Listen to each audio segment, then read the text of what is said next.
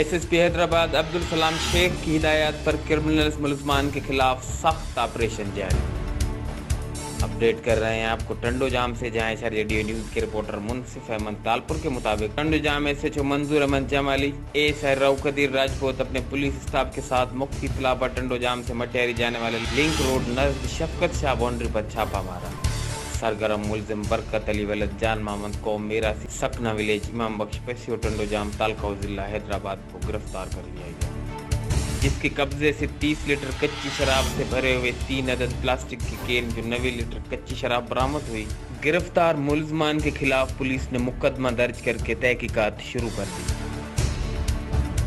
HRJDA news سے اب تک کے لیے بس اتنا ہی۔ مزید خبروں اور اپڈیٹس کے لیے دیکھتے رہیے HRJDA نیوز۔